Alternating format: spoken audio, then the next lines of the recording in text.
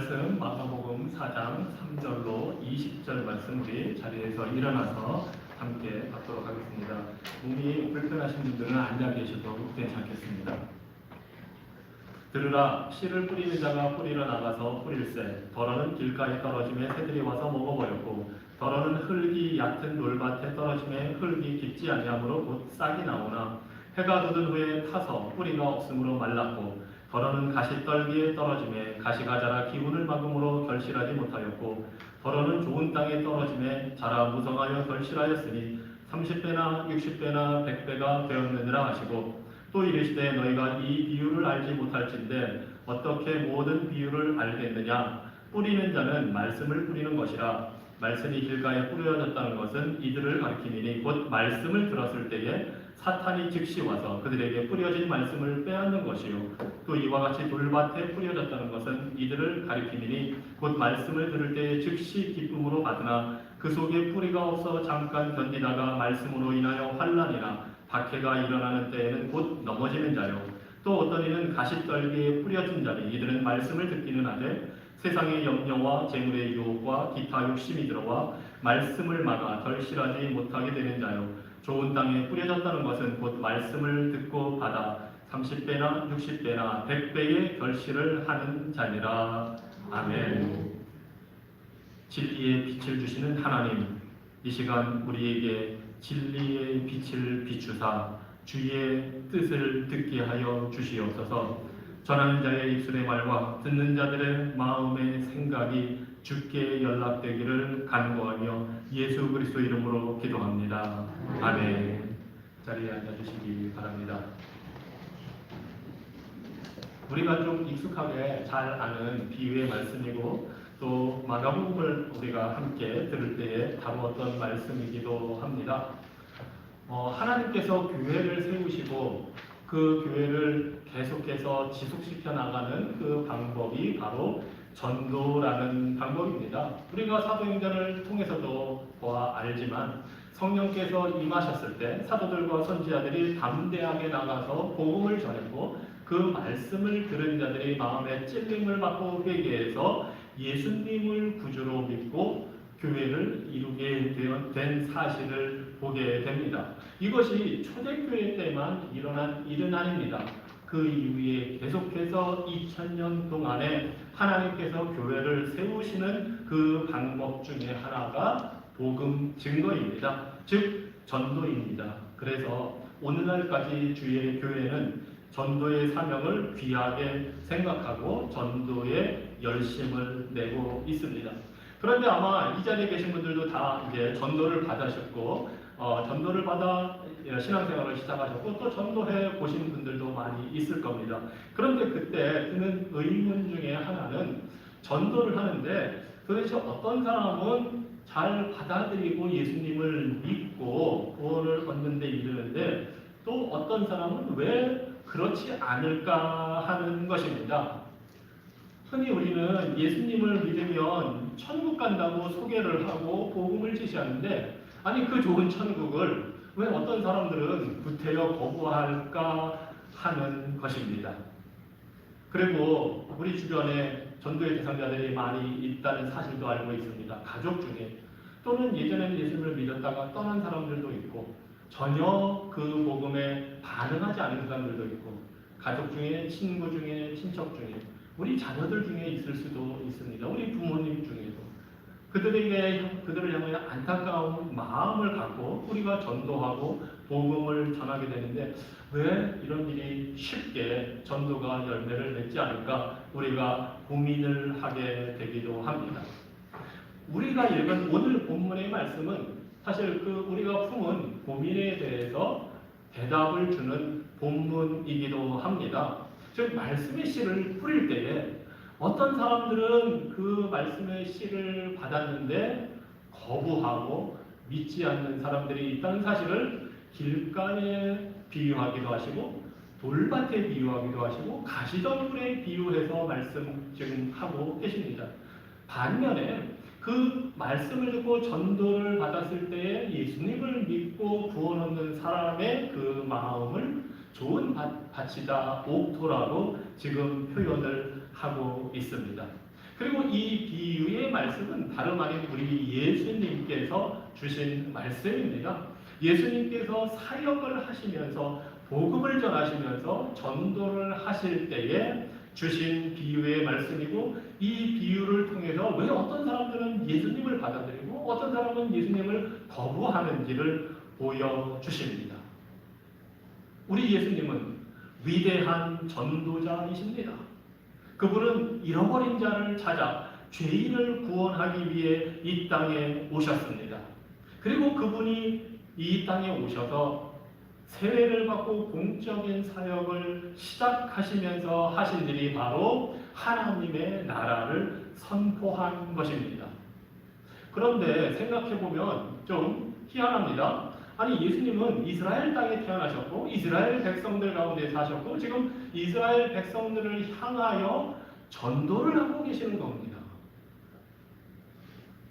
의문이 들지 않습니까? 이스라엘 백성들은 하나님의 택한 백성들인데 왜 예수님이 오셔서 하나님의 나라에 대한 복음을 전하고 계실까요? 그들은 아브라함의 자손들이고 구약의 율법을 가진 자들이고 성전을 갖고 있었고 제사를 드리고 있었던 그런 사람들이었고 다 하나님의 율법을 열심히 지키기 위해 노력하는 사람들이었고 자부하기를 우리는 하나님의 택한 민족이다, 선민이다 하는 자신감과 자부심을 갖고 있는 사람들이었습니다. 그런데 바로 그런 이스라엘 사람들을 예수님이 찾아오셔서 지금 복음을 전하며 전도를 하고 계시는 것입니다.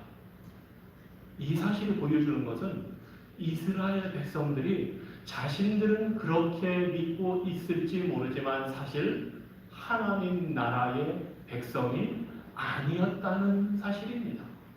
그래서 예수님께서 그들을 구원하기 위해 그들을 하나님 나라에 들어가게 하기 위해 지금 복음을 전하시고 계십니다.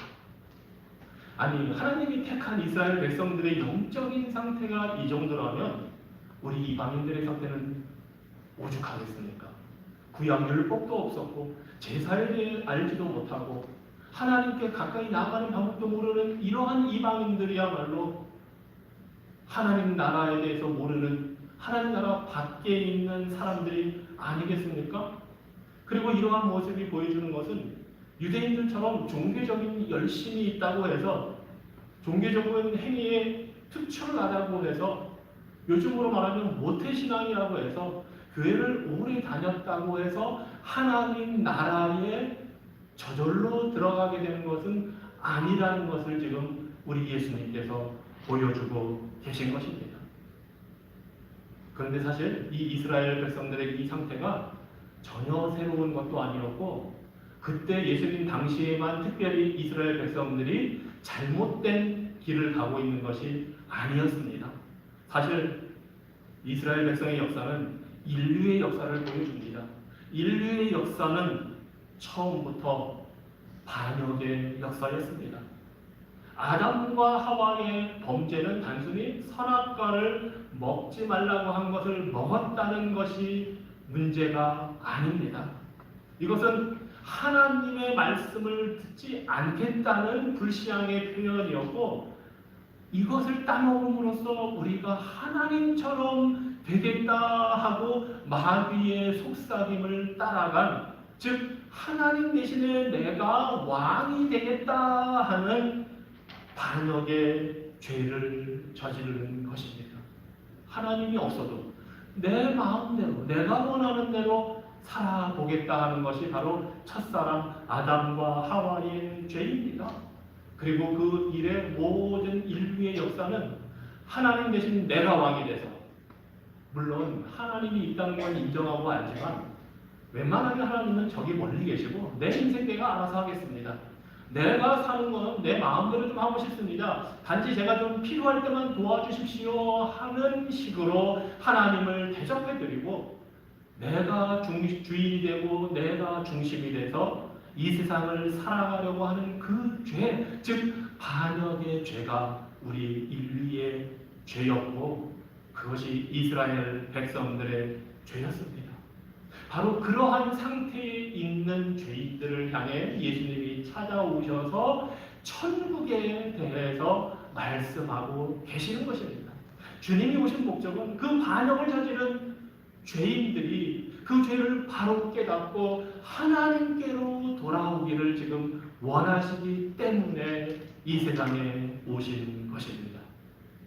그래서 예수님을 믿고 구원을 받으십시오, 천국 가십시오 할 때 그것은 단순히 우리가 이제 죽고 나면 가는 그런 곳으로 예수님이 소개하시는 것이 아닙니다. 사실 이 천국이라는 표현은 마태복음에 나오는 표현인데 마가복음에서는 하나님의 나라라는 표현을 씁니다. 둘 다 같은 뜻입니다. 단지 이스라엘 백성들을 향해 쓴, 유대인들을 향해 쓴 마태복음은 하나님이라는 이름을 함부로 입에 담지 않는 유대인들을 위해서 하나님의 나라라는 표현 대신에 천국이다 한 것뿐입니다. 그래서 같은 표현입니다. 그런데 흥미롭게도 우리가 천국이라는 말을 들으면 장소의 개념으로 쉽게 생각을 합니다. 어디 멀리 저 위에 있는 곳, 아니면 우리가 죽어서나 가는 곳, 이렇게 생각을 하는 경향이 모든 인류의 말하자면 기본적인 이해입니다. 우리들도 그 이해에서 별로 자유롭지는 못합니다. 그렇지만 우리가 천국, 즉 하나님의 나라라는 표현을 생각해보면 이것이 장소의 문제도 아니고 죽은 후에 가야 하는 곳의 문제도 아니라는 그 사실을 우리가 알게 됩니다. 천국은 하나님의 나라는 하나님의 통치, 하나님의 다스림을 받는 하나님의 주권을 우리가 받아들이는 것에 그 의미가 있는 것이 단순히 예수 믿고 죽으면 가는 곳, 그 의미가 아닙니다. 저 위에 있는 곳, 그 의미가 아닙니다. 천국을 이야기를 들으실 때는 하나님의 통치, 하나님의 다스림을 생각하시기 바랍니다. 그런데 이스라엘 백성들은 그 하나님의 통치와 하나님의 다스림을 거부했던 것입니다. 아니, 하나님께서 일찍이 애굽에서 노예로 살아가는 이스라엘 백성들을 건져주셔서 주권을 주시고 자유를 주셨는데 그 통치자 하나님의 그 다스림을 받기보다는 이스라엘 백성들은 하나님의 다스림에 거역해서 사는 일을 택했습니다. 이스라엘의 역사는 인류의 역사와 마찬가지로 반복적으로 하나님을 거부하는 모습을 보여줍니다. 왕이자 주권자이자 통치자이시고 구원자이신 하나님을 거부하고 불평하고 불만을 일삼는 이스라엘 백성들의 모습을 보여줍니다. 그것이 애굽에서 출발해서 나온 지 얼마 되지 않은 순간부터 일어난 일입니다. 광야에서 좀 고생하니까 먹을 게 없고 물이 없다고 불평하기 시작합니다. 그러면서 모세를 비난하고 원망합니다. 그러면서 하는 말이 안 되겠다. 우리가 지도자를 다시 세워서 애굽으로 돌아가자 합니다. 하나님이 세운 모세를 거부하고 있습니다. 즉 하나님을 거부하고 있는 겁니다. 이것이 이스라엘 백성의 역사입니다. 그때뿐만이 아니었습니다. 하나님께서 가나안 땅에 들어가 살게 하신 이후에도 사사들을 보내서 이스라엘 백성을 통치하게 하시고 이스라엘 백성을 구원하게 하시는 일을 하시는데도 이스라엘 백성들은 여전히 불평하며 원망을 합니다. 그리고 왕이 필요하다 하고 자꾸 왕을 요구합니다. 그래서 한 번은 기드온이라는 이 사사, 자신들을 구원해준 이 사사를 보고 당신이 우리의 왕이 되어 주십시오 하고 요청을 합니다. 그때 기드온이 지혜롭게 믿음의 답변을 합니다. 나도 너희를 다스리지 않을 것이다. 내 자식들도 너희를 다스리지 않을 것이다. 왜냐하면 여호와 하나님께서 너희를 다스릴 것이기 때문이다. 하나님이 왕이시다. 하나님이 계신데 왜 다른 왕을 찾느냐 합니다. 그런데도 이 사사 기간 내내 이스라엘 백성들은 인간을 왕으로 세우기를 원했습니다. 오죽하면 그 당시에 250년 기간 동안에 왕이 없다고 자신들 멋대로 살아가겠다고 난리를 칩니다. 그래서 사사기에서 이런 표현을 합니다. 그때에 이스라엘의 왕이 없으므로 사람이 각기 자기 소견에 옳은 대로 행하였더라. 즉 자기가 볼 때 자기가 원하는 대로 자기한테 좋은 대로 마음대로 행했다고 합니다. 그래서 사사기에 보면 우리가 상상할 수도 없는 죄악들이 나옵니다.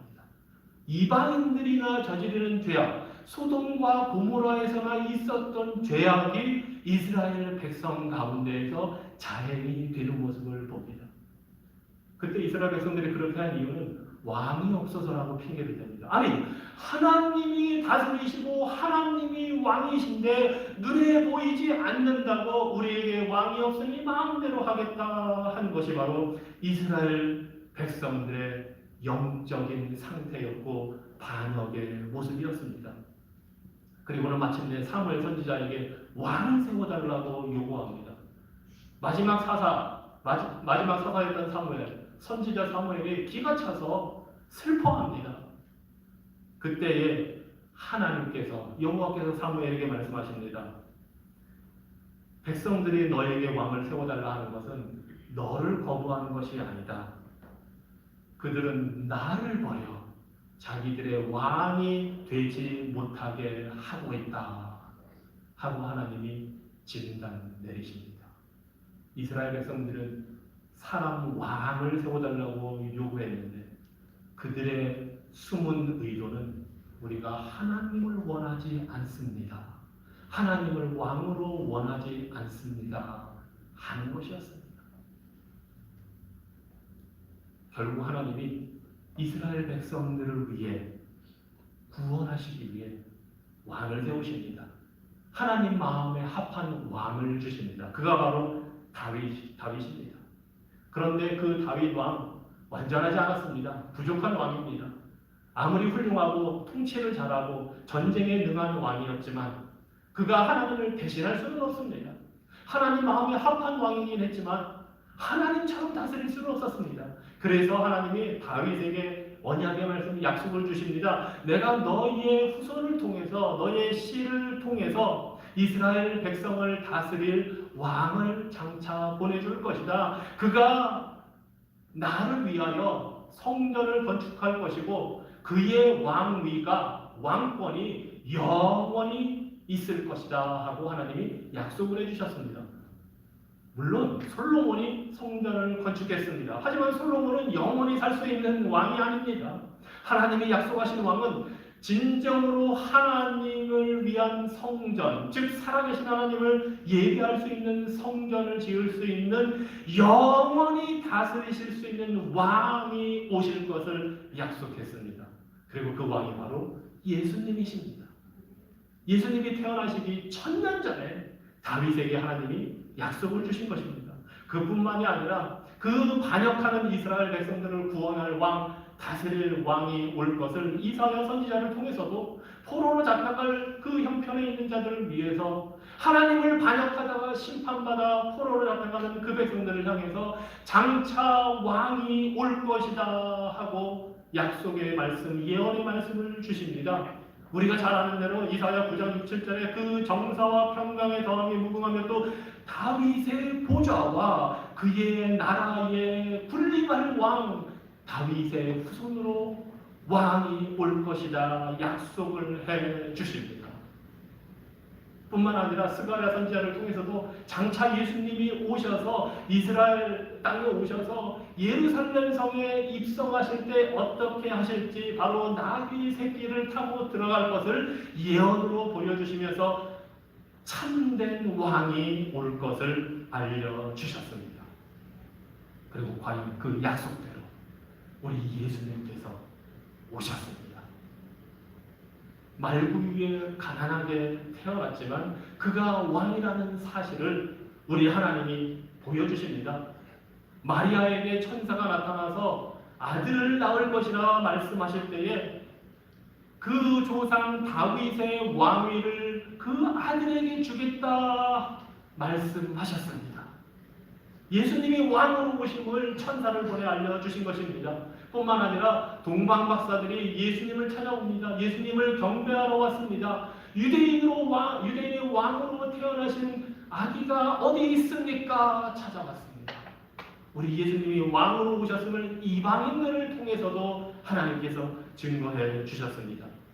뿐만 아니라 그 예수님이 성인이 되어서 사역을 시작하시면서 제일 처음에 선언하신 것이 바로 하나님의 나라가 임했다는 사실입니다.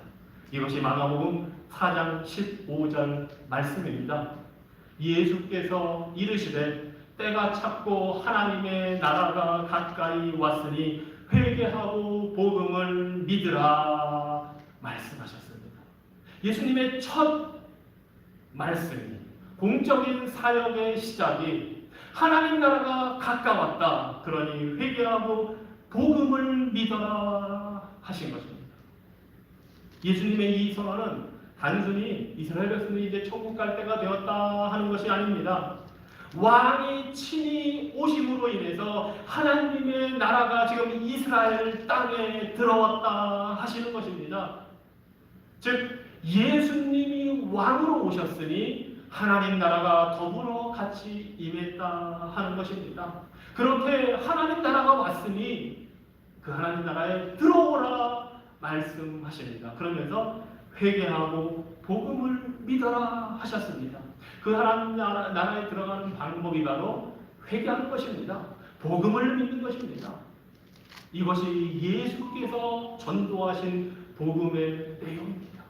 예수께서 전도하신 방법입니다. 회개하면 우리는 우리의 잘못, 죄를 고백하는 것을 생각합니다. 맞습니다. 때로는 눈물을 흘려 우리의 죄가 얼마나 심각한지 깨닫고 우리의 비참한 모습을 깨닫고 주님 앞에 통회 자복합니다. 그런데 예수님께서 회개하라 여기에서 말씀하실 때는 단순히 그 죄에 대한 슬픔을 느끼라는 것뿐만이 아닙니다. 하나님을 향한 인류의 죄는 단순히 하나님이 하라 한 것을 하지 않고 하지 말라 한 것을 하는 것의 문제가 아니라 왕이신 하나님을 거역하고 거부하고 반역을 지은 죄입니다.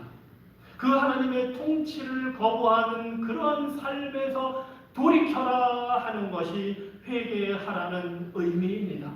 즉 하나님 없이 내가 주인되고 왕돼서 내 마음대로 내 생각하는 대로 사는 그러한 삶에서 방향을 전환해서 돌이켜서 하나님의 통치를 받겠다고 돌아서라 하는 것입니다.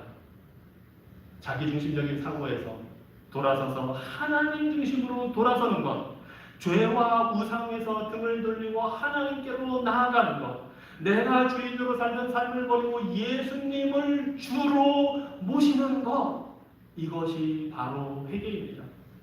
그래서 아무리 내가 뜨겁게 눈물을 흘려 죄를 고백해도 내 삶의 근본적인 방향의 전환이 이루어지지 않으면 참된 회개가 아닙니다.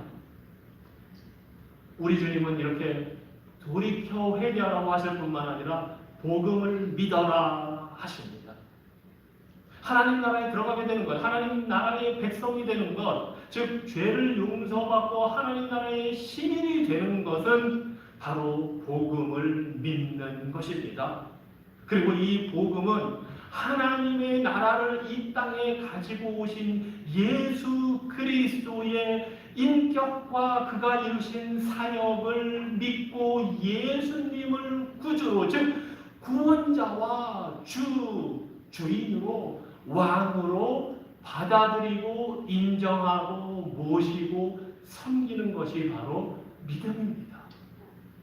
예수님에 대한 것을 그냥 듣고 인정하는 것뿐만이 아니라 그분이 나의 죄를 용서하시고 나를 죄와 사망에서 내가 살던 과거의 내 중심적인 삶, 하나님 없이 살던 삶에서 건져주시고 용서해 주셨을 뿐만 아니라 이제는 그분이 나를 다스리는 주이심을 인정하고 그 앞에 무릎 꿇는 것이 바로 믿는다는 것입니다.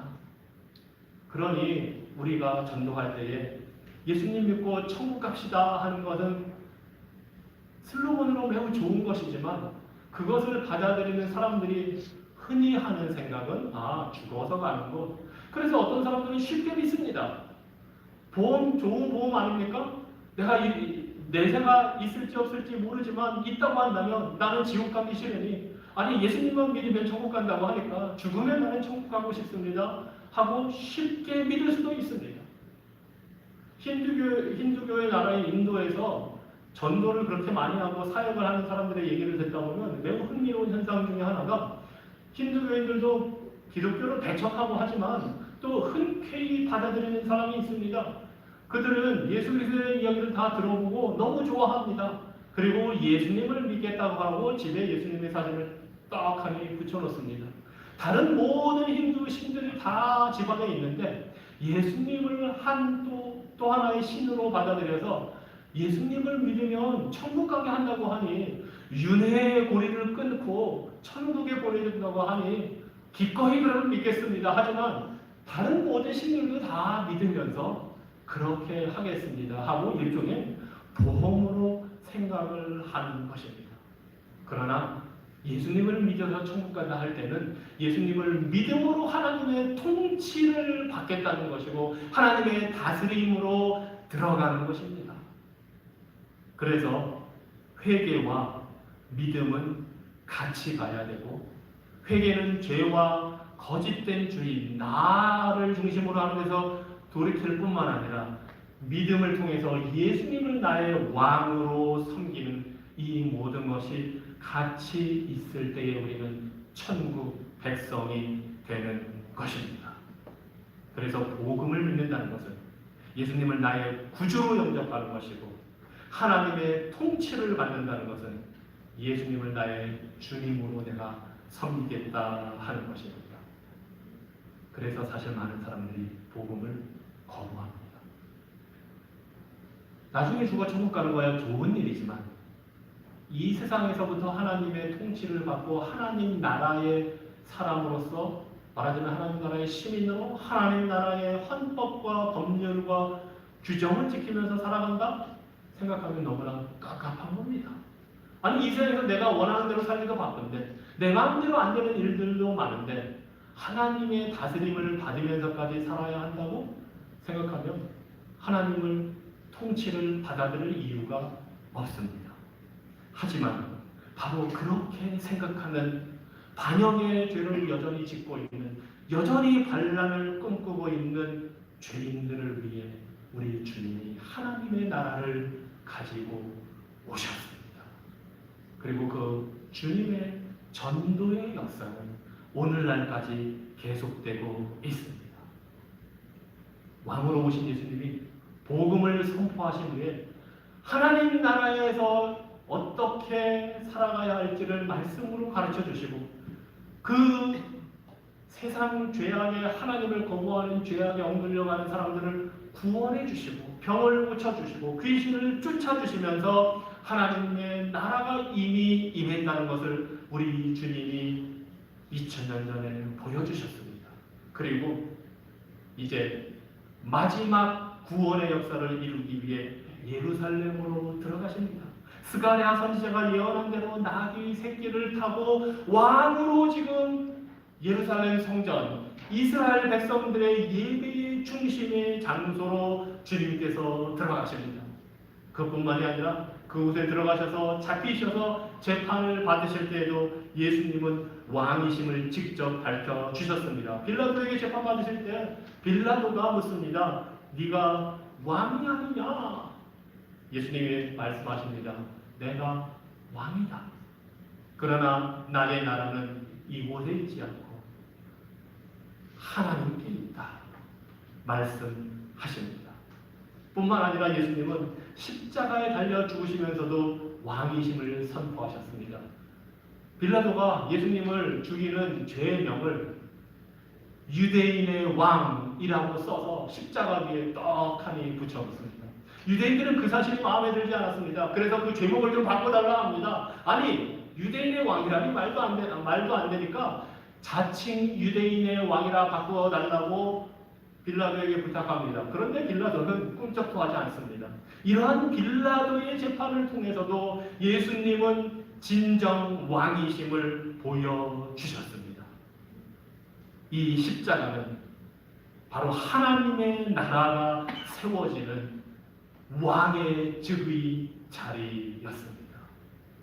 유대인들은 비웃었고 세상은 무시했지만 이것이 하나님의 나라를 이루시는 방법이었습니다.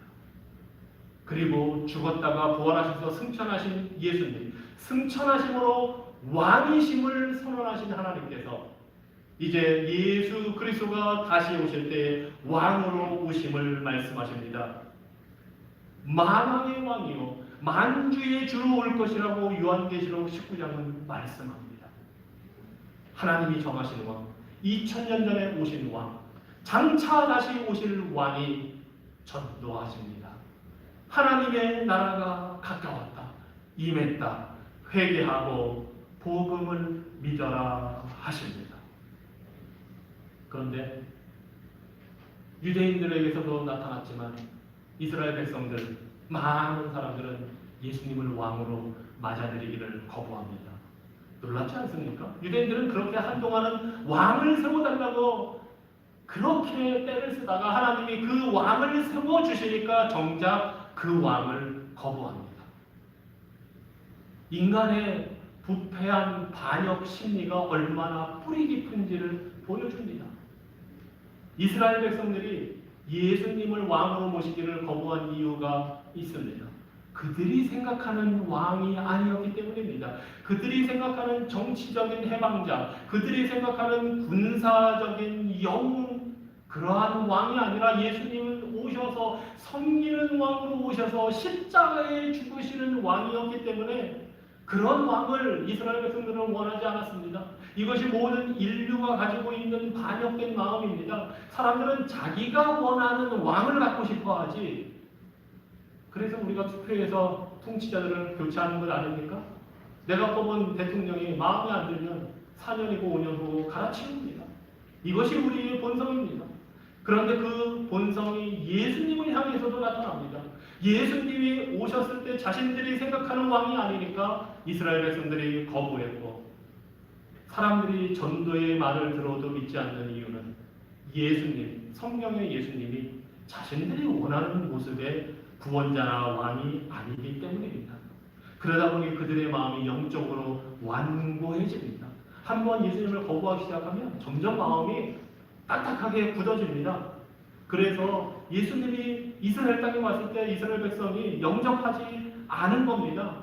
그들의 눈이 어두워지고 죄로 인해서 반역의 죄가 그들의 마음을 가려워서 하나님의 아들 왕을 몰라보는 겁니다. 뿐만이 아니라 종교 지도자들은, 유대 종교 지도자들은 시기심 때문에 예수님을 거부합니다. 자신들의 인기가 없어질까, 두려움 때문에 사람들이, 백성들만 예수님을 따라가면 저러다가 우리의 위치가 약화되지 않을까, 그런 인간적인 생각 때문에 예수님을 거부합니다. 그리고 모여서 회의합니다. 자기네끼리. 야, 이대로 두면 예수를 따르는 사람이 저렇게 많다가 갑자기 반란이라도 일으켜서 우리를 없애면 어떻게 하지? 그 전에 뭔가 우리가 손을 써야 할 텐데 하고 자신들의 정치적인 입지와 경제적인 이득을 지키기 위해, 기득권을 지키기 위해서 사람들이 거부했습니다. 이것이 모든 인류의 모습입니다. 예수님을 거부하는 이유 중에 하나가 내가 편안하게 사는 이 삶을 위협당하고 싶지 않다는 무언의 두려움이 있기 때문입니다. 또한 그들이 볼 때 예수님이 고난받고 십자가에 죽는 것 보니 영 아닌 겁니다. 아니 무슨 구원자가 저래? 아니 무슨 왕이 저래? 여러분은 고난받는 왕을 원하시겠습니까? 그것이 인류의 소원이 아니었습니다. 그러다 보니 그 십자가에 죽으시는 왕이 이스라엘 백성들에게 걸림돌이 되었고 로마인들에게는 웃음거리가 되었던 것입니다. 그래서 그들이 택한 왕은 로마 황제였습니다.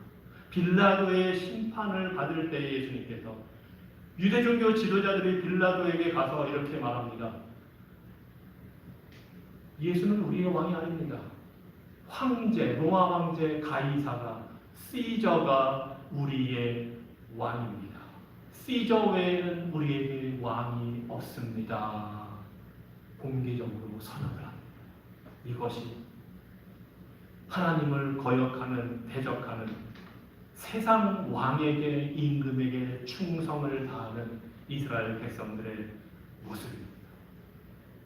하지만 여전히 우리 주님 그런 반역자들을 위해 이 땅에 오셨습니다. 그들을 위해 십자가에서 죽으셨습니다. 그리고 그들에게 전도하셨습니다.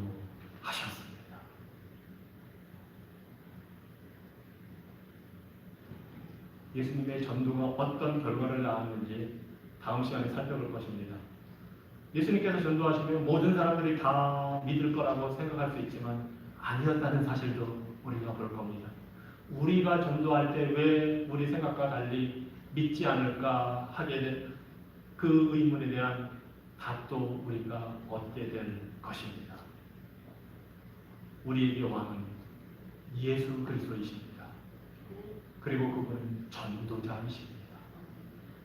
전도자이신 왕이 우리에게 돌이켜 복음을 믿고 예수님을 왕으로 섬겨라 하십니다.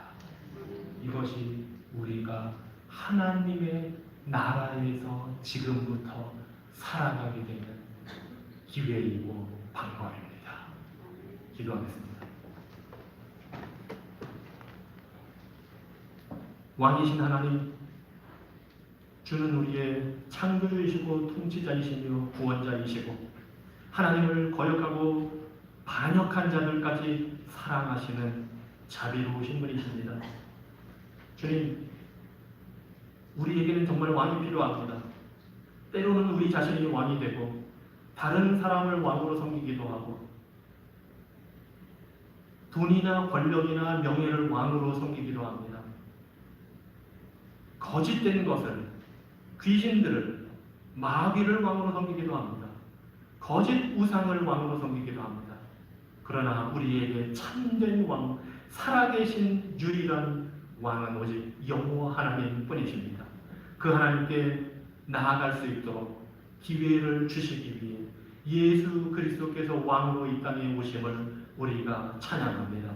2000년 전에 오신 그 왕 예수님이 우리에게 전도자로 오셔서 복음을 들려주신 그 놀라운 은혜를 인하여 감사드립니다. 원하옵기는 우리 모두 하나님의 통치를 거부한 죄에서 돌이켜 예수 그리스도를 구원자일 뿐만 아니라 왕으로 믿고 하나님 나라에서 살아가는 자들 되도록 축복하여 주시옵소서. 예수 그리스도 이름으로 기도합니다. 아멘. 자리에서 일어나셔서 찬송가 499장 함께 찬송하시겠습니다.